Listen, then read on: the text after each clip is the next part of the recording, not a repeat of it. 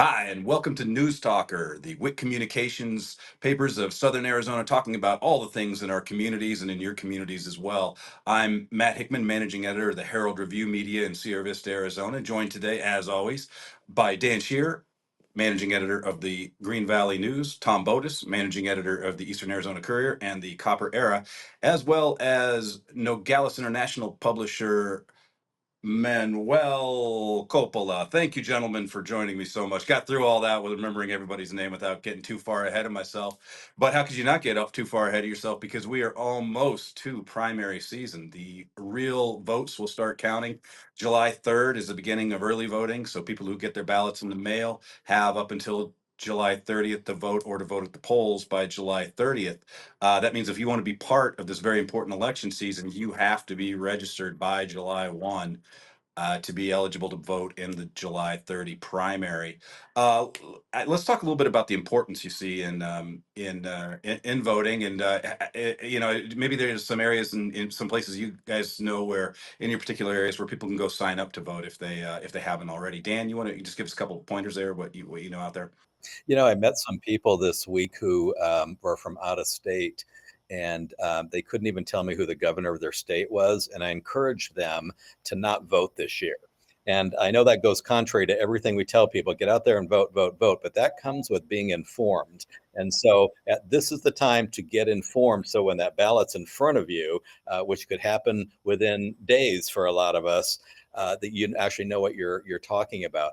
So to that point, I just want to add one thing, that if you're going down the ballot and you say, gosh, I just don't know anybody in this race, it's okay to skip a race. You don't have to vote in every single one of them. They're not going to toss your ballot out. So bone up on the issues and the people, and then vote. But if you don't know, it's okay just to sit this one out. Yes, we can get caught up real fast reading any of our fine WIC communications papers. They'll get you caught up on all the Absolutely. politics and everything else real quick and the who's who. But let's go ahead and jump into the races here.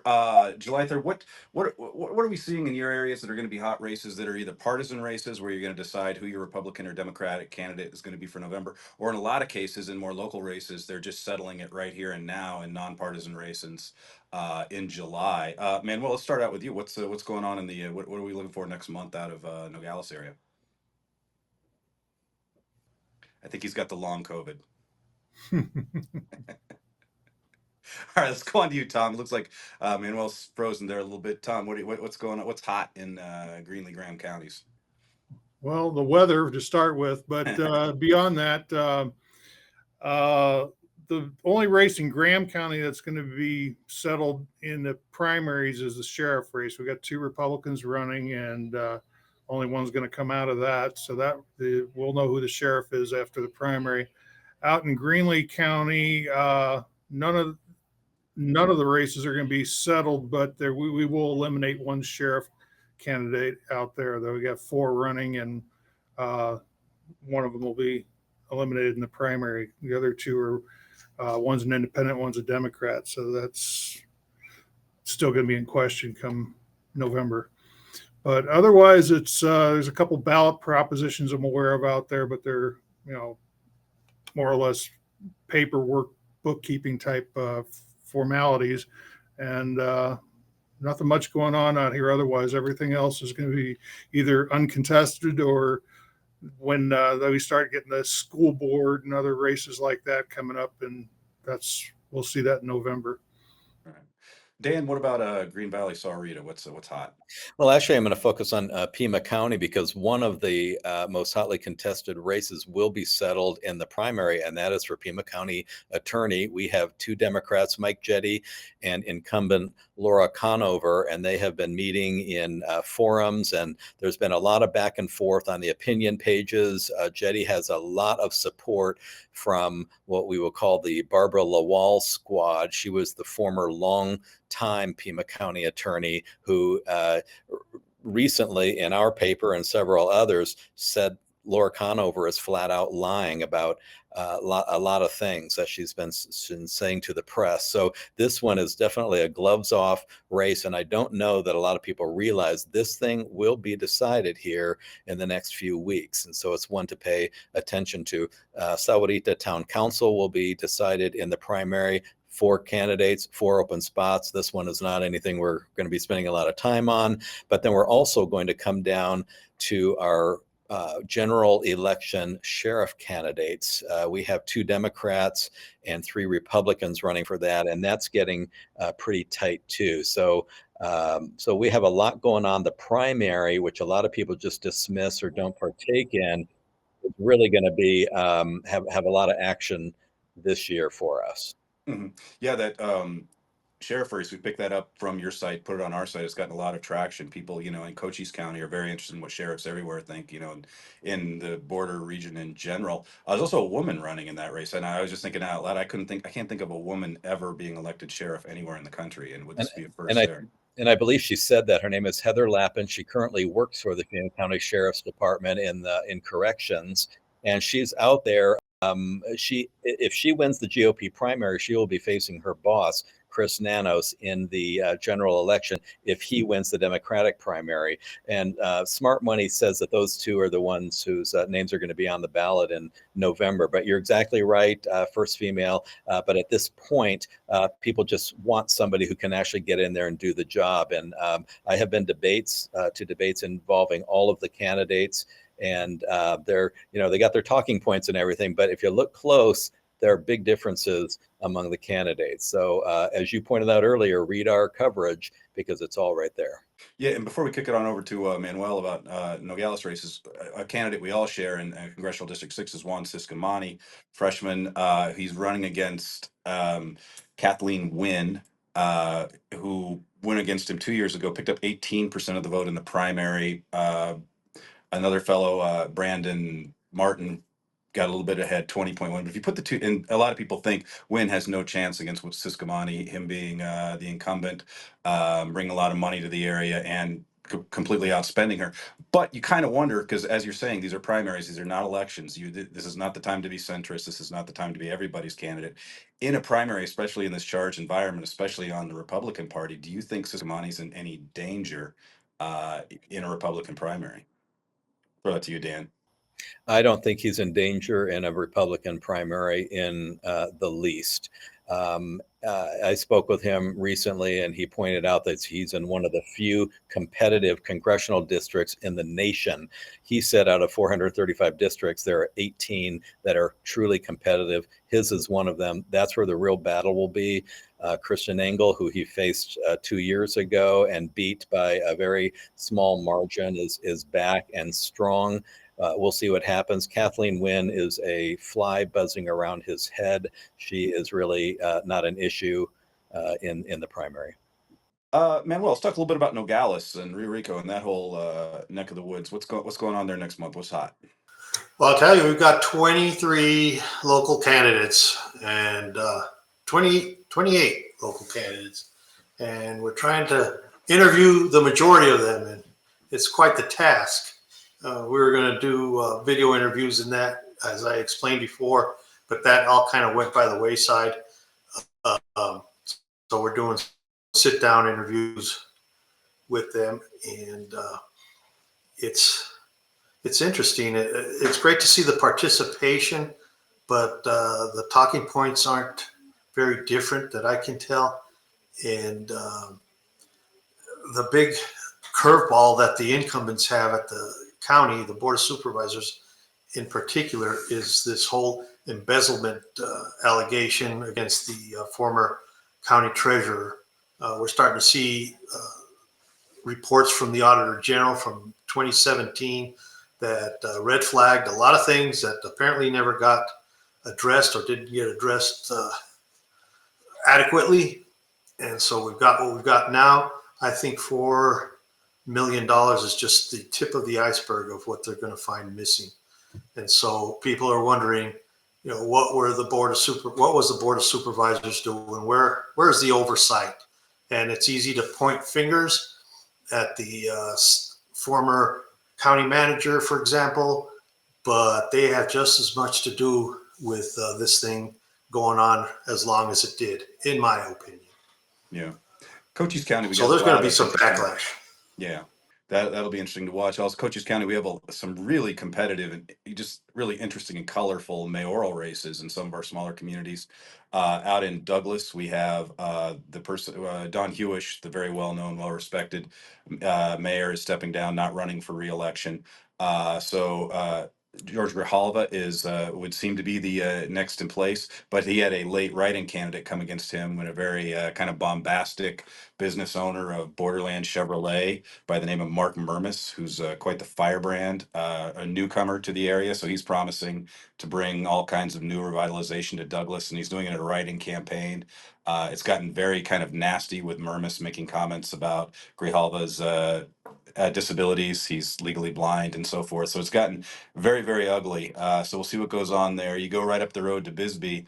You know, you have the incumbent Ken Budge, who seems to be fairly well liked, but you have a challenger in Gretchen Bonaducci, the ex-wife of reality TV star Danny Bonaducci, and she's very mixed up in the in the scene of the kind of social scene in Bisbee. So she's running, and we're not. Well, actually, I'm part of a debate tonight. I'm doing the videography for a debate tonight they're holding in Bisbee. So it'll be interesting to see what her actually policy positions are on why people should replace Ken Budge. And maybe the most colorful is out in Tombstone. And I don't know if you guys have seen any of our coverage there. This guy who started this event called Tombstone Revolution, which is based on a video game, kind of a reenactment, was a big hit.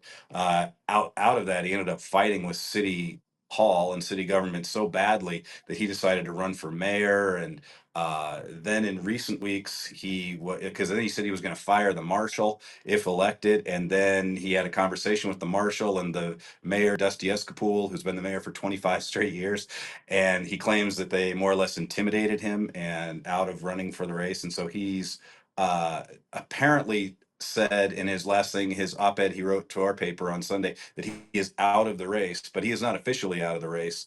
You have to go through some paperwork to get your name taken off the ballot, and he refuses to do that. He says no, he's in the race. So we don't know whether he's in the race, but these are three very colorful races to watch. They'll all be decided July 30th. And then things like, and you have races like that, it kind of brings us around to what we were talking about here. You can get a lot of misinformation. You have a couple candidates just going around social media, saying things about each other, a lot of operator game around town. It makes it really important to have, a news source, an objective news source that can kind of play referee and be the kind of, the bedrock people can go to say, oh, well, people said that. This is more likely to be more true. What are you guys seeing as far as like, and Dan, let's go to you. I know you've kind of looked into this a little bit about, there's a lot of fake media out there, and some media that's maybe not fake per se, but it's definitely driven by money and a particular political interest. What are you seeing out there, Dan? Well, a report came out last week that says that there are now more partisan websites passing themselves off as legitimate media outlets than there are American newspaper sites. Let me give you one quote from that story, and it's from NewsGuard. And NewsGuard does research and grades the veracity of news sites, and they're very highly respected. The quote is, "The odds are now better than 50-50 that if you see a news website purporting to cover local news, it's fake."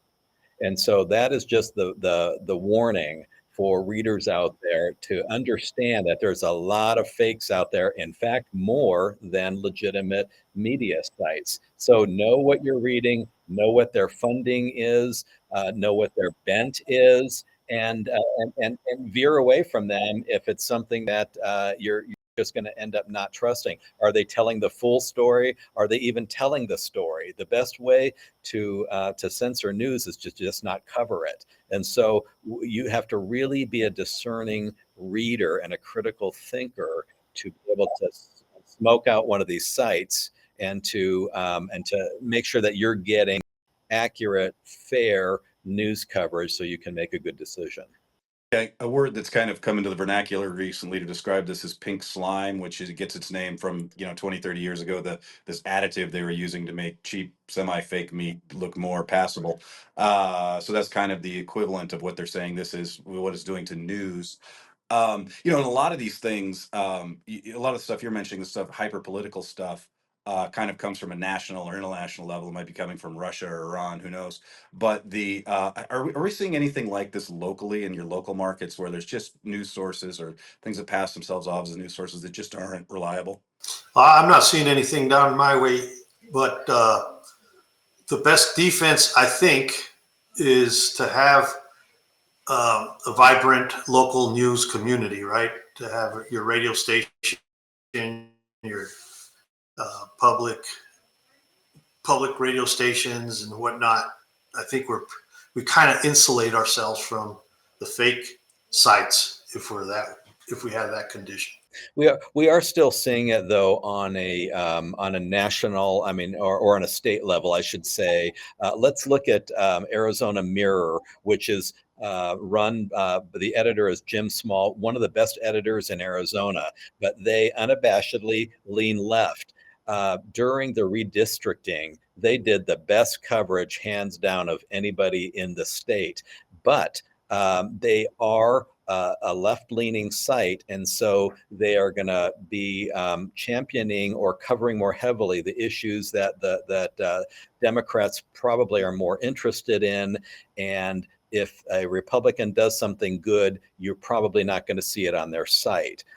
So what you see there is generally pretty solid, but you have to understand that there's a lot you're not seeing. And so, not to pick on them, because there certainly are others also out there that lean right, that we pull some statewide coverage. As an editor, we have to be very careful with that type of stuff. Sometimes they're great stories, and other times I wouldn't touch them. But I'm discerning enough to know what's good and what's not. But it's out there, and it's making its way into mainstream papers. Yeah, and there are a lot of, you see a lot of, on the left, you also see things like AZ Luminaria and some other places like State Line, which is kind of like the larger picture of what, Arizona Mirror is kind of more the local product of State Line, which, and they do some really great content. Sure. It's a little bit, it's definitely slanted. A lot of it is slanted in tone more so than content. And so you're right, also the things they choose not to cover. Sure. I find that the kind of silence over this investigation into Hobbs and Sure. her possible dealings with that group home funding Yeah. it's been really quiet on that. On the other side, you do have some other things like Center Square, which is coming from obviously getting right wing money, and they do a pretty responsible job of journalism, and it's useful to have for content. But obviously, it is coming from you always follow the money, right? And the money is obviously coming from partisan spenders. So we just have to be really careful as editors what we use, what we put in front of our readers, and then the readers themselves, and they're going directly to these sites, have to understand again who's funding them, where is it coming from, what's their angle, because as this report just showed, and I'll give you the numbers: 1,265 what they would call pink slime leaning websites out there, 1,213 legitimate news sites. So there are more of them than there are of us. Well, And there's a we lot are of talking- Go ahead, Tom. Well, there's a lot of people too, though, that rely on the social media for getting their news feeds and whatnot. And that's all based on algorithms. So whatever your predisposition is, that's what you're going to get fed. So if you're not aware of what legitimate news is, you're not going to get it from social media, because you're going to get what you want. And trying to convince people that what they're seeing is not necessarily on the up and up is a challenge sometimes. Right. It seems Facebook is doing a better job. It seems they're a lot more discerning than they were 4 years ago or 8 years ago in what they allow. They're very. It seems like they're really quick to take things down, even if they're only slightly objectionable. Yeah. To Tom's point, though, now we have to ask: are people in the future going to even want balanced, objective coverage, or are they going to look for coverage that reinforces their viewpoint? And so that's going to completely redefine really what people are after anymore. We think they want objective coverage, but I would say that in the next 10 years or so, we may see all of that go out the window. Remember, we're losing in this country 2 newspapers every week. And so we're losing the battle for objectivity and fairness and balance. And that's scary. That is scary. Well, I think in community newspapers, one advantage that papers like ours have is that we are biased. We are biased for our town, whether it's Sierra Vista, Nogales. So we're for business, new business. We want to do a story. We want to see business succeed. We want to see, stories of success, whether it's sports or what have you. So we're very, we are we are very slanted toward that, regardless of anything political. So I think maybe that is maybe the cornerstone, because if you do have the thing that maybe it's not objectivity they want, but they want to know the truth about where they live and their own, the team they root for, which is their hometown. Right. Right. And I think, I don't know that I'd use the word slanted, but I would use the word, I'm more optimistic. yeah, I would use the word mission. We know what our mission is, and we stick to it. Our mission is local news, because in most of our markets, no one else is doing it, at least not anybody reliable. That's right. And that goes to the point I was making before. We kind of insulate ourselves in that manner. But in this day and age, I'm not as pessimistic as you are, Dan, or Matt. I think there are people out there that do want objectivity. And so what's best practices for somebody there? We want it now. We want it fast. What's best practices for somebody that's looking for balanced news coverage? Well, it's interesting, because immediate thing I thought about a piece you guys did the other day in Nogales about asylum seekers that was long pieces. But even you do Yes. long pieces, you're taken more seriously. Although there are a lot of things like the Arizona Center for Investigative Research. They do a lot of stuff that winds up on AZ Mirror stuff. That we've run some of their stuff. They do good work. Again, it's long, but it does come. It's paid for by money that has an agenda. But I think there's something to be said for long form seriousness. I have been asking myself this question for about 20 years, and that is, how do we take the nuts and bolts of what we do and make sure that we aren't losing readers? Because I'll give you an example. We are rarely ever at our school board meetings. We check out the agendas all the time. We call people. But in the past, you would give wall-to-wall coverage on really what is largely a boring but important to some people agenda out of the schools, and most people just didn't even want that. And so taking some of the stuff that used to take up a lot of space in the paper and now just going shorter with it, and making sure that you're in tune with not only what your readers want, but also what they need, and then to repackage. I like the long form journalism, but we also have to know that the day in, day out nuts and bolts also have to be covered. And so it's a balancing act with diminished staffs and revenue. It's a tough gig, but it's a worthy fight. Well, the trick that you bring up a point though about the school board meetings. We do the I understand we can't cover everything, and certainly school board meetings look more expendable. But then you know the old story that when the cat's away, and because we're not paying as close of attention to those things as we used to, things happen now that they wouldn't get away with in the past, and that's this is where sourcing comes in, though, is that if you know your community and people in your community, they're going to call and let you know things. But again, we check the agendas. Sometimes we will review them because a lot of them are streamed. And but to send someone to a 4-hour meeting and come away with a couple of briefs that really I could have written off the agenda, not a good use of our time. And so right. It's like this that we have always had to consider and reconsider in this business to ensure that we are using our resources most efficiently. It is a tough thing, and the way I do it might be different than the way you do it, or Manuel does it, or Matt does it. All right. Well, we probably should wrap this up, but why don't we go around the horn one more time and everybody make a prediction about the July primaries. Manuel, let's kick it off with you. I'll pass. Grijalva wins re-election, though, I take it. Right. All right, you got that one.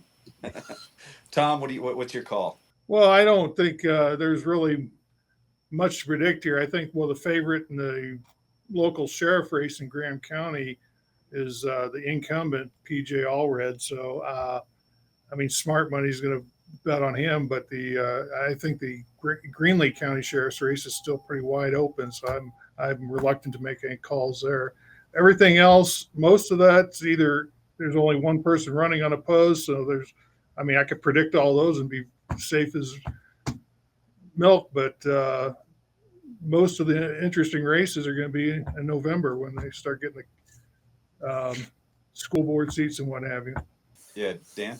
I would say that on July 2nd, I'm gonna get a lot of phone calls saying, hey, when is the voter registration deadline for the primary? And I'm gonna say it was yesterday, July 1. So, because that happens every election cycle. So, Yeah, probably the hottest race in Cochise County as everybody looks at Tom Crosby, currently under state indictment for his role in the 2022 failure to canvass the election. He has a huge primary challenge from Clint Briseno, a very popular local businessman for years here. I'm going to predict Briseno defeats Crosby, which will be a Wow. relief to a lot of people in the judicial system who, because if he is convicted of a felony or if he is later he could later be removed for you know breaking open meeting laws. So this would save everybody a lot of trouble if Briseno were just to beat Crosby. And I just think Briseno has, everywhere you go in town you see him and he's shaking someone's hand. So I'm gonna go ahead and pick, I don't know if it's an upset, but I'm picking Briseno over Crosby. But again, gentlemen, great conversation. Let's do this again real soon. And everybody, make sure to get registered to vote by July 1st, unless Dan doesn't think you should vote. Then just say just call me. Call me. I'll tell you how to vote. There. all right. Well, thanks for tuning in to News Talker, and everybody have a good day.